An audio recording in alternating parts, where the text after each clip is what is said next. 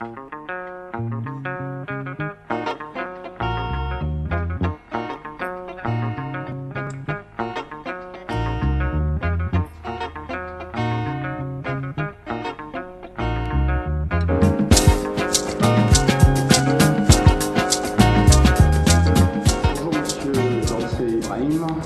Vous êtes le proviseur de LPRC, le lycée professionnel régional du Centre. Vous nous faites le privilège de nous accueillir aujourd'hui dans votre établissement et nous vous remercions. C'est pour une interview qui nous permet de faire connaissance avec votre établissement. Est-ce que vous pouvez nous présenter, nous dresser un portrait du lycée professionnel régional du Centre? Je suis heureux également de vous avoir avec moi ce matin pour vous faire la présentation du lycée professionnel régional du Centre.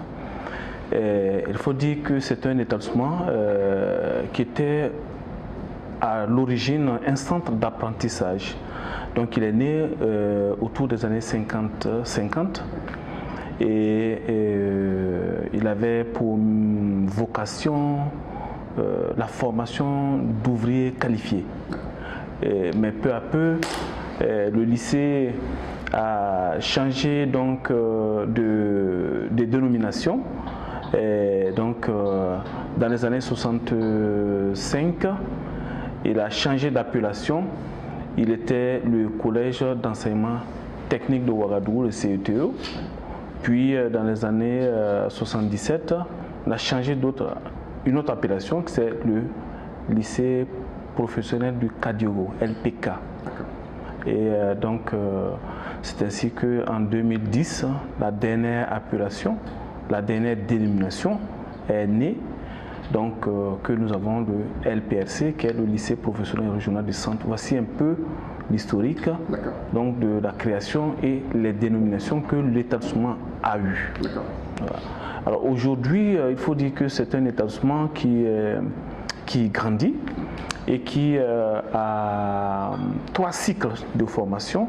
Un cycle court qui va au CAP, un cycle moyen qui fait le BEP et un cycle long professionnel qui est le bac professionnel. Alors aujourd'hui, il faut dire que le lycée professionnel régional du Centre comporte 995 garçons et contre 207 filles. Donc aujourd'hui, nous avons un effectif d'à peu près 1202 élèves. Voilà. Et nous avons également 120 enseignants. Voilà, autour de 120 enseignants, dont 74 de l'enseignement technique et 46 de l'enseignement général. Voilà, donc aussi il faut dire que nous avons aujourd'hui jusqu'à 7 spécialités dans l'établissement. Ça veut dire les 7 spécialités, ce sont les 7 filières qu'on peut retrouver dans l'établissement. Alors nous avons la filière électricité, la filière mécanique auto, la filière mécanique générale, la filière construction métallique, la filière menuiserie bois, la filière maintenance industrielle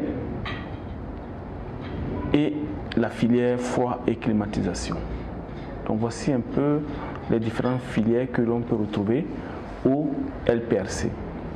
Sur les établissements d'enseignement que l'on a pu rencontrer sur le continent, en tout cas avec lesquels on a pu échanger, on s'est rendu compte que l'une des problématiques qui revenait le plus souvent était celle de la surpopulation et qui parfois compliquait le travail des enseignants. Qu'en est-il au LPRC aujourd'hui? Vous nous avez annoncé, vous indiquez en effectif donc 1202 élèves. Est-ce que ça représente la capacité maximale d'accueil ou est-ce que finalement on a encore la possibilité d'accueillir d'autres élèves? Alors, sur la question, il faut reconnaître que nous sommes c'est une surpopulation. Donc, les effectifs, nous appelons dans nos jargons effectifs pléthoriques, parce que on est allé au-delà de l'effectif qu'il faut normal. Alors, par exemple, quand vous êtes dans les petites classes, comme nous avons en 6e, parce que nous recevons les élèves depuis la classe de 6e, nous appelons cela en 6e, au lieu de dire 6e, nous avons AP. AP, c'est année préparatoire. Alors, les élèves de l'année préparatoire sont autour de 90 par classe. Alors qu'à l'initiale, ces mêmes classes qui n'ont pas changé étaient construites pour recevoir au plus 50 élèves. Donc, vous voyez, c'est du kit double. Nous avons pratiquement doublé les effectifs, ce qui fait que les conditions de travail des enfants sont parfois très difficiles. Surtout lorsqu'ils sont en séance donc, de dessin. Parce que le dessin industriel, c'est une matière très fondamentale. Il faut que les élèves aient de l'espace pour pouvoir dessiner. Alors, nous n'avons pas suffisamment d'infrastructures d'accueil pour les salles de dessin. Il n'y a que 3 salles de dessin, alors que vous voyez quand toutes les classes de AP en bac pro, ils font le dessin. Et souvent, c'est difficile d'avoir des classes où on a suffisamment de place pour accueillir ces élèves et c'est vraiment délicat. Voilà.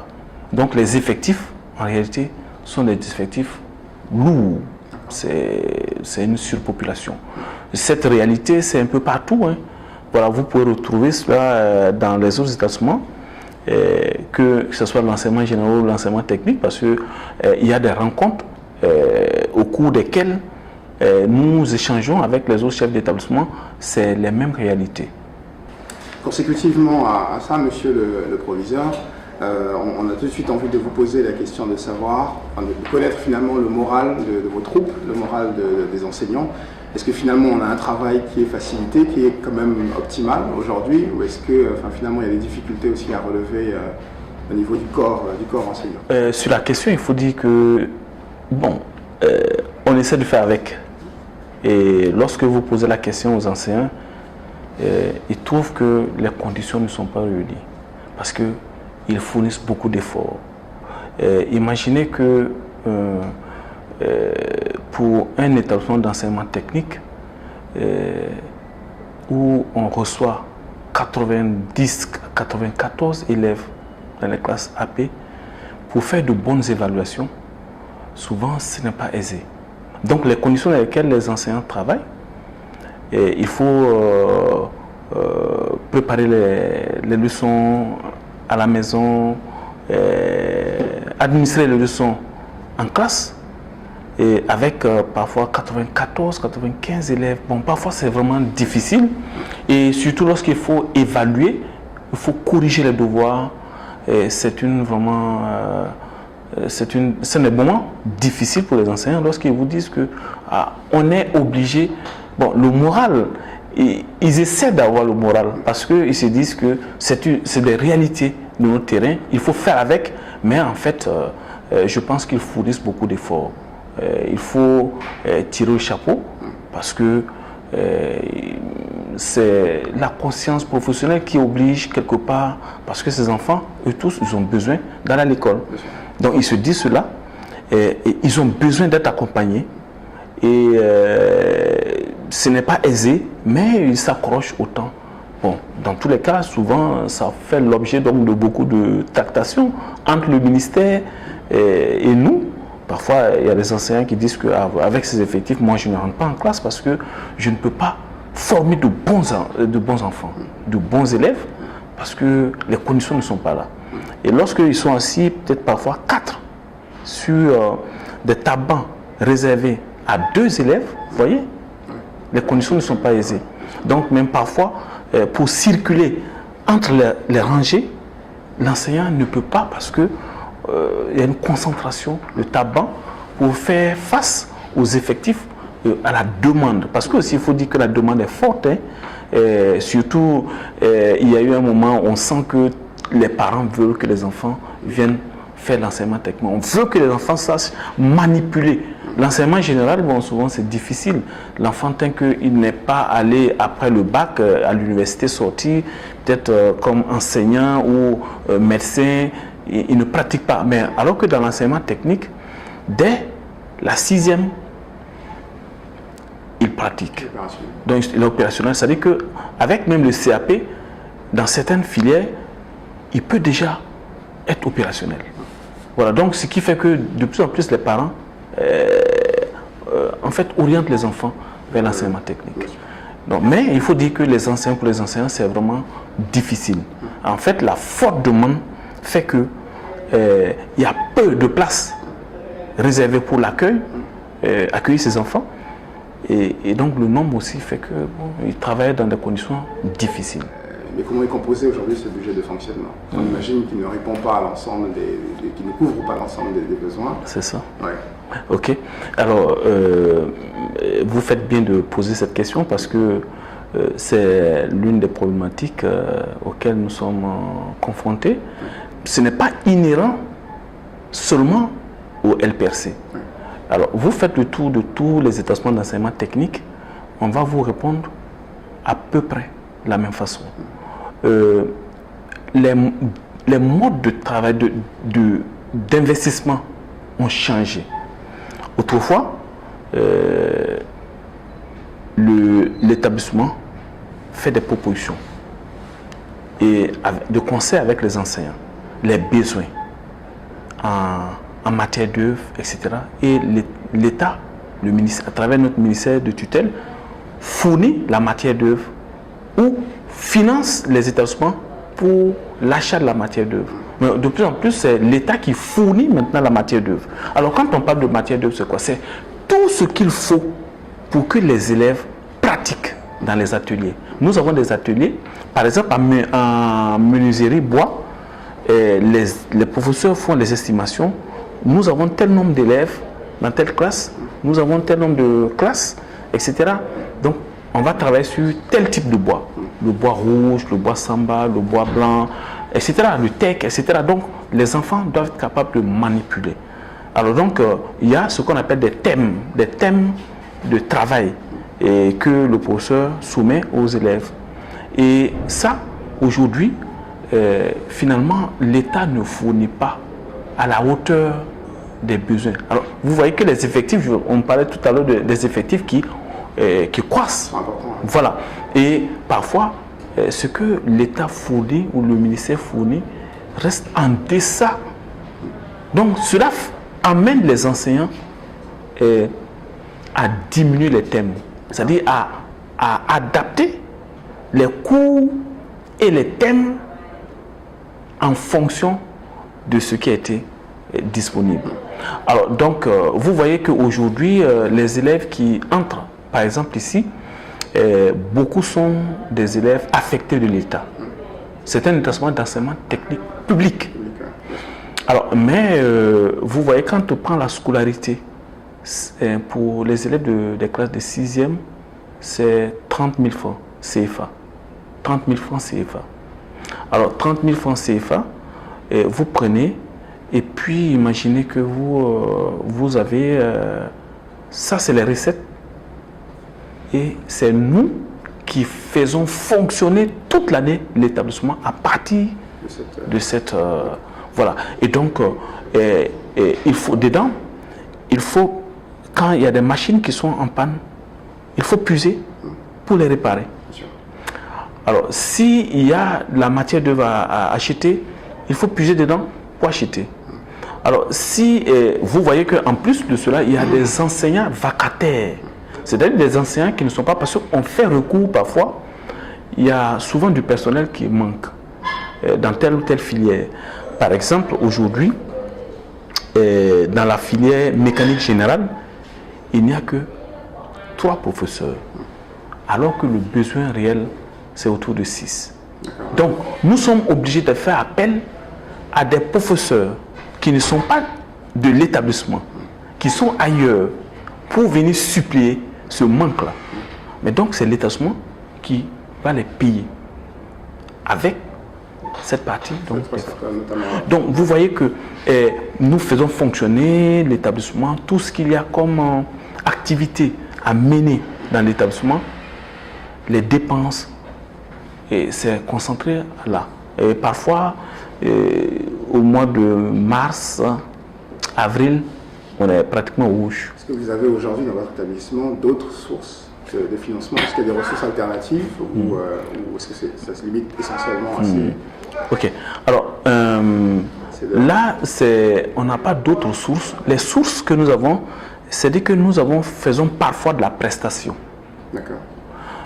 C'est-à-dire qu'une entreprise de la place peut vouloir recruter des électriciens. Par exemple, nous avons la faculté, nous avons la filière électricité. Ou bien, par exemple, on veut des soudeurs. Par exemple, Air Burkina peut nous demander, on veut des soudeurs. Alors, on veut que vous nous proposez des sujets écrits, compositions et des thèmes de pratique dans nos ateliers. Donc, nous facturons cela. Donc, il y a la correction des copies.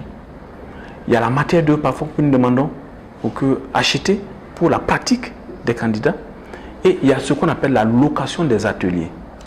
Et donc, Air Burkina, par exemple, c'est un exemple que je donne. Air Burkina va louer l'atelier pendant la durée donc, des travaux pratiques dans ce atelier. Et ça devient peut-être une entrée pour nous. Et d'une façon générale, ces ressources-là permettent de fonctionner aussi et de résoudre d'autres petits problèmes, surtout nos machines qui tombent à tout moment en panne.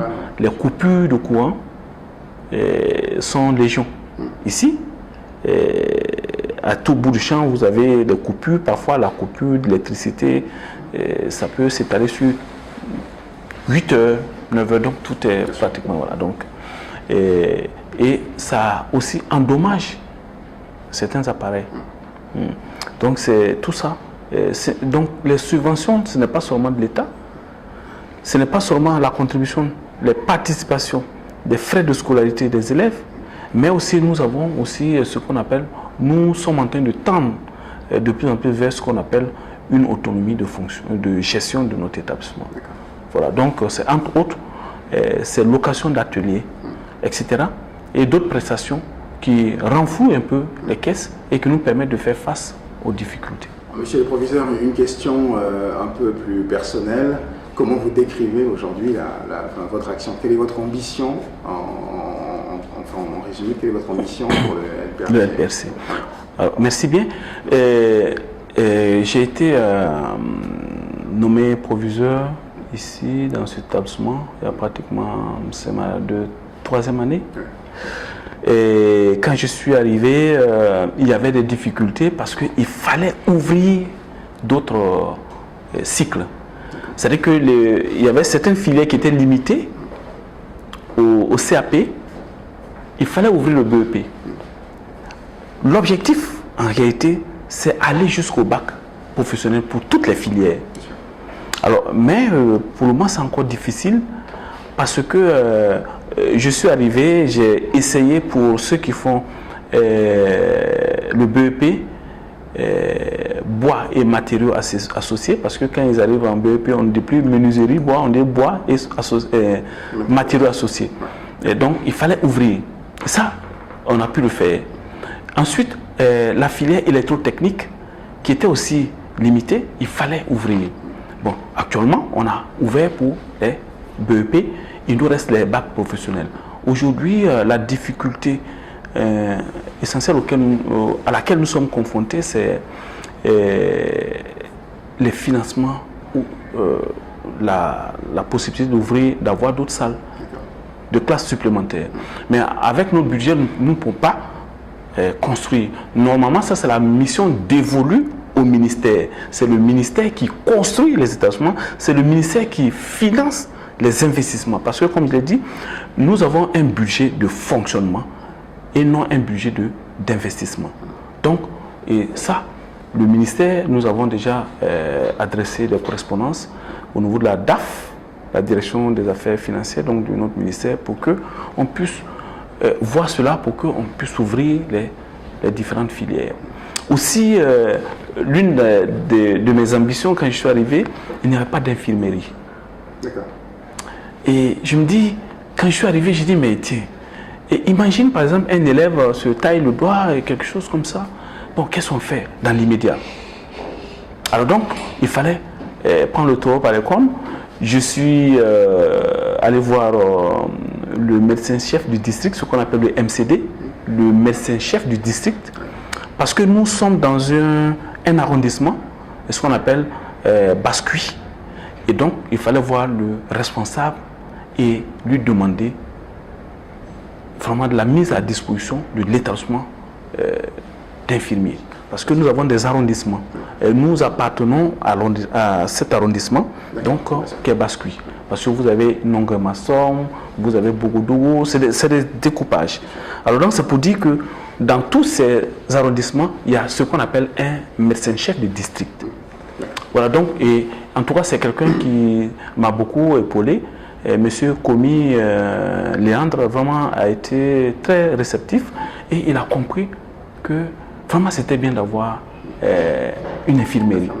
Donc, il fallait d'abord chercher, est-ce que nous avons un local pour accueillir l'infirmier ou l'infirmière qui sera mise à notre disposition. Et il fallait créer une salle, un complexe, pour, avec une salle donc, de soins pour, voilà, et puis bon, le bureau donc de l'infirmier ou de l'infirmière. Donc ce que nous avons fait, et aujourd'hui nous avons une infirmerie quand un élève est malade, et même le personnel, hein, c'est-à-dire qu'un enseignant peut aller se faire voilà, prendre sa tension, prendre même des produits, parce que nous finançons, nous avons un volet financier pour doter l'infirmerie de produits de première nécessité. Et donc nous le faisons. Souvent les enfants qui arrivent, qui ne peuvent pas, il y a certains qui sont issus de familles très très modestes, même pour payer une plaquette de paracétamol, c'est difficile. Mais quand ils vont à l'infirmerie, on peut leur donner ça, etc. Donc ça aussi c'est une ambition. Mais au-delà de tout ça, je vous ai parlé donc de l'ambition. Il y a, comment dirais-je, nous avons un partenariat. Nous avons créé un partenariat avec la Fondation Schneider. Je dis donc, c'est aussi faire en sorte que nous ayons des types de partenariats pour échanger les expériences. Et donc, parfois, il y a des missions qui viennent au Burkina, et ils visitent de France, qui viennent dans notre établissement, et puis nous travaillons sur certains thèmes et puis des besoins. Parfois, nous avons même, à travers cette coopération, nous avons pu bénéficier aussi de ce qu'on appelle des bancs électriques, et ce qui permet donc de travailler et de permettre d'accélérer certains coûts et de gagner en temps. Et ces bancs, par exemple, c'est des choses qui n'existaient pas ici, mais que nous avons pu avoir, et ça permet de donner plus de visibilité aux apprenants, donc dans les ateliers. Ça également, mais comme je l'ai dit, la vision est large. Il faut que nous allons vers les autres, et parfois nous avons des expériences d'échange avec les autres établissements techniques de la place aussi. Donc c'est entre autres la vision. Mais la vision, c'est surtout faire en sorte que nous puissions accompagner. Parce que ces élèves qui viennent en AP, ils ont 8 ans. 8 ans pour avoir leur bac. Alors pendant ces 8 ans, quand nous les plaçons, c'est nous qui les plaçons au monde donc en stage. Voilà, donc, et nous suivons. Et tout ça, ça permet quand même aussi donc, de les accompagner. Donc la vision également, c'est ça. C'est aller jusqu'à les accompagner, jusqu'à ce qu'ils soient insérés dans la vie socio-professionnelle. Donc ça aussi, c'est des ambitions qu'il faut toujours garder et faire en sorte que nous ayons toujours de très bonnes relations avec les entreprises de la place. Et tout dernièrement, nous avons, lors donc d'une de nos sorties, nous avons été approchés par une nouvelle société qui vient d'être créée. Ils ont dit que ah oui, le LPRC, on a entendu parler du LPRC, et nous avons dit oui, bien sûr, nous allons peut-être voir une visite très bientôt. Voilà, donc très bientôt nous allons aller chez eux, voir ce qu'ils font, comment ça se passe, et puis bon, pourquoi pas ne pas peut-être placer même des élèves en stage aussi.